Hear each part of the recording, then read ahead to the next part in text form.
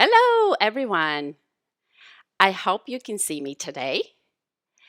I am super excited. Happy Friday. I'm here to talk to you about finding UTM campaign reports in GA4.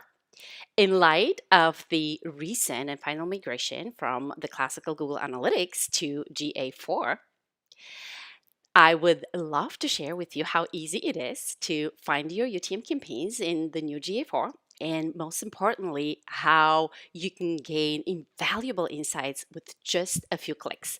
I have today my assistant, Cassie, who is here to help us with a little bit of managing questions, answers, etc. So, Cassie, if anybody has questions, please relay those questions to me so that I can answer them. And please, everybody, feel free to use the chat and ask any questions that you like. This is a informal session, so I'd be super excited and happy to answer questions.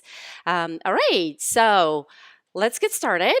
I will take you to this GA4 account. It's a little bit of a mishmash account because it also has some test data from people who are using our demos, and you will see that there's a lot going on. But I will be focusing on one campaign in particular so that I can show you how much information you can get from one single campaign today.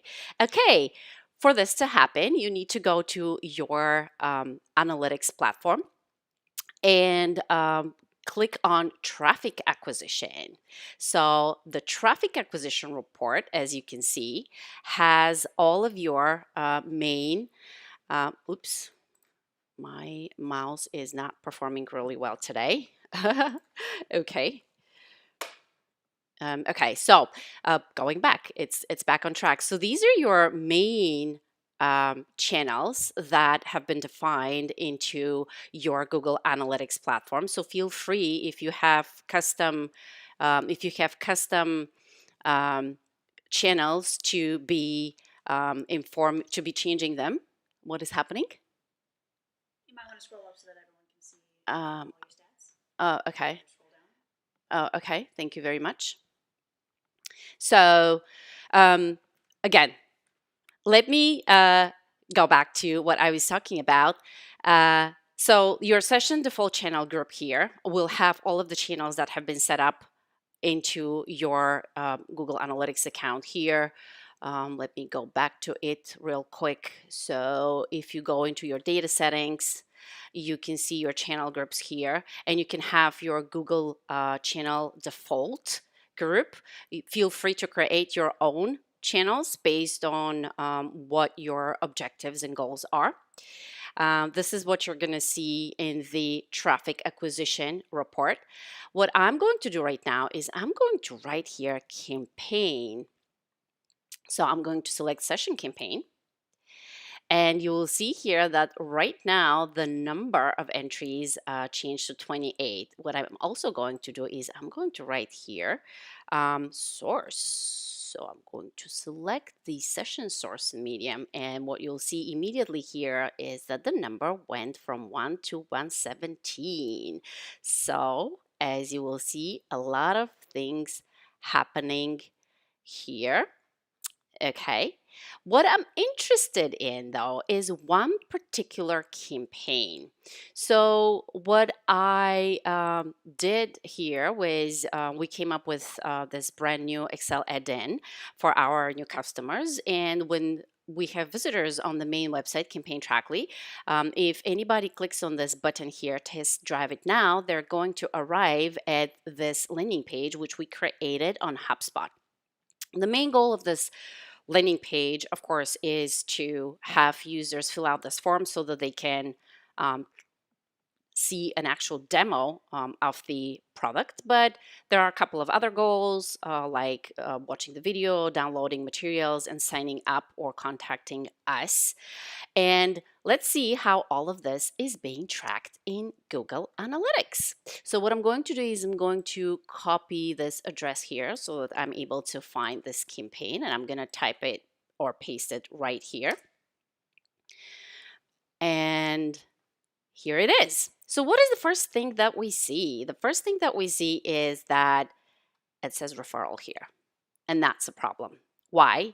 Because when this page was created and so much effort went to creating it, it was connected to the main corporate website, but the button here does not have any UTMs. And what it means is that even though somebody worked hard to create this landing page, because there was no UTMs in place, at the end of the day, all of their efforts will go into the referral bucket, and all of their contribution and the campaign attribution aspect will be lost. Okay, but let's see if this campaign is even worth reviewing. So what we can see here is that it had about 92 users, and they generated 98 sessions, which means that some of those users came back and they returned. The average engagement time spent was 48 seconds. And then we can see that there were about 6 events per session. Engagement rate was good. And then there's events. Ooh, 600 events. Well, when we look at these numbers, we're going to be like, oh, so much happening here. But keep in mind that the events measured here include anything and everything. This is a holistic number. It includes the number of page views that these people did, if they scrolled and didn't scroll. It includes session start and many other things, right? So this is great by itself if you want to see and measure the number of overall events counted. But let's focus on conversions. So for me, there are a few important things that I want to discuss as conversions. I don't understand, Cassie. What is the problem? It seems your camera is blocking the. It seems your camera is blocking the Oh, numbers here. oh, okay. So how can I do this? Um, this is a bit of a bummer. Let me go back and maybe should I hide my camera for a little while? Yeah, try that. Okay, I will try and move my camera to the left. Maybe that would help. Thank you, Cassie, for this information. Is it good now? Yes. Okay, perfect. All right, let's go back. So I'm interested here in conversions. And the beautiful thing is that this report allows me to select the conversion I'm interested in. So I want first to see how many people out of these 92 people filled out the form. So I'm going to go to sign up, because this is the conversion responsible for the oh no, actually, sign up is my conversion, which is recording how many people actually signed up for our app and created a subscription account to the app. So this is 3 people right here as a result of this campaign, which is really the most important one. Then I want to see how many people actually submitted the form, which is going to be form submit. And I can see here that 8 people submitted a form after their visit to this page. Okay. Then another important thing for me is file download. I'm going to search for file download, and I'm going to see it here. I can see that 2 people downloaded a file.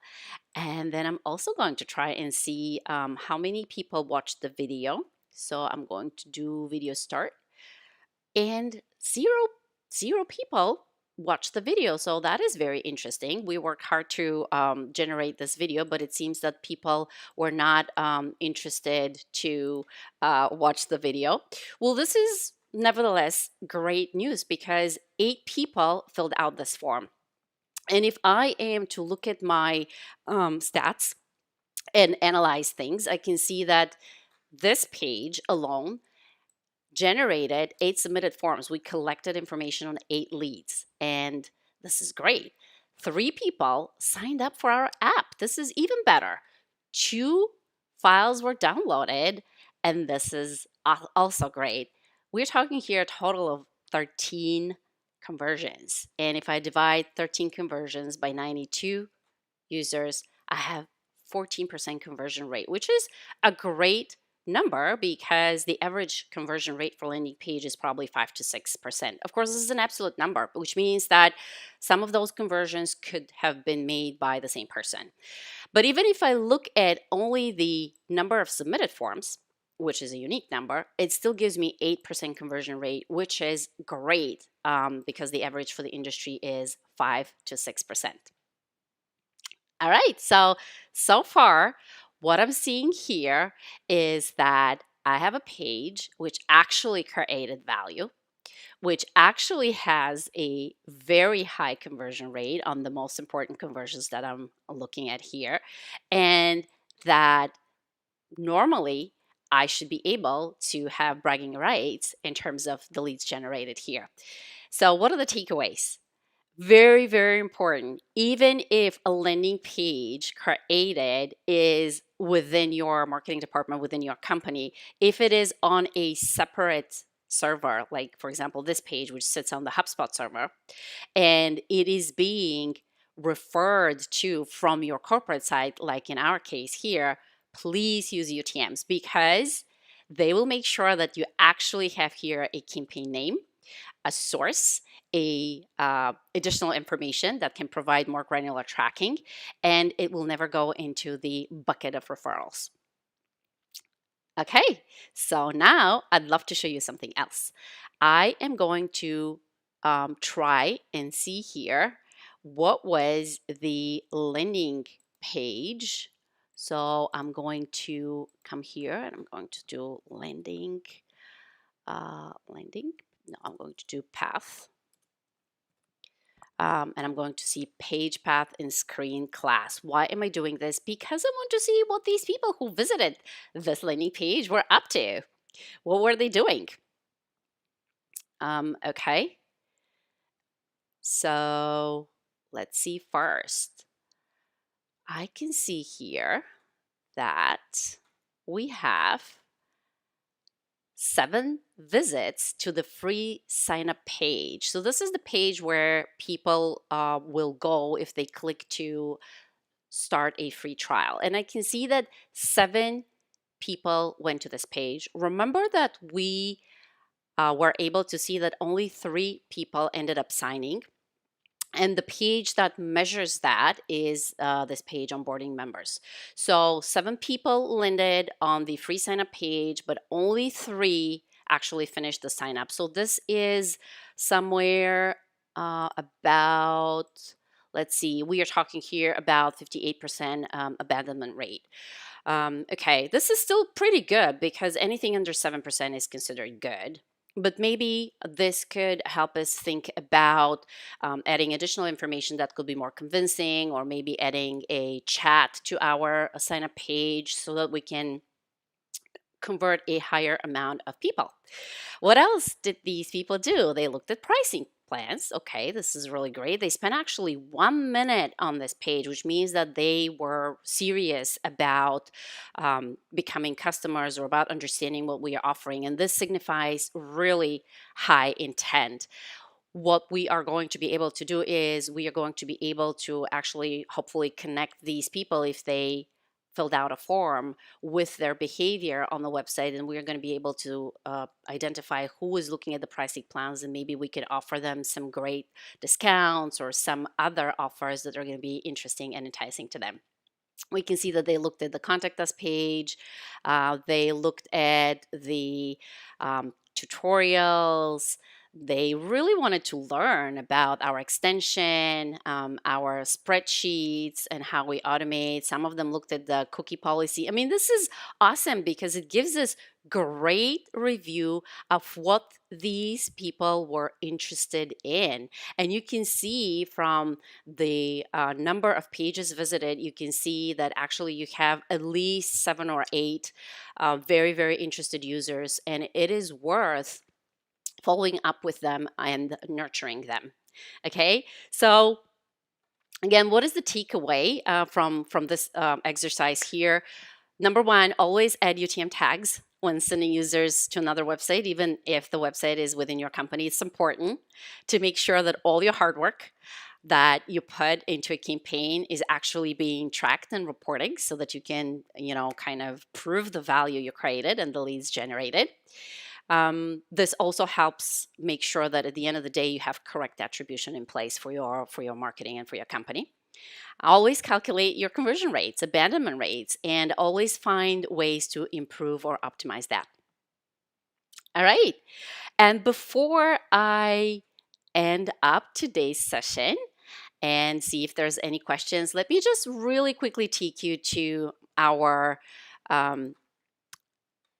the custom events where you can actually see how a simple sign up or generate lead or add to cart event is being created. Let me show you sign up.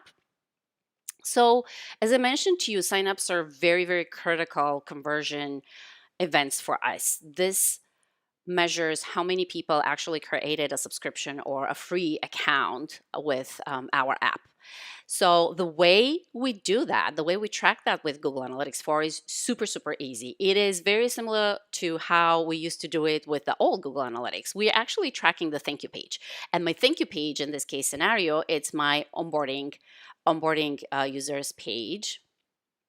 And the way I set it up is super simple. Basically, what I'm telling Google is, hey, the event name should equal page view because it's the page view that I'm interested in, people who actually landed up on this page, right, as a result of signing up.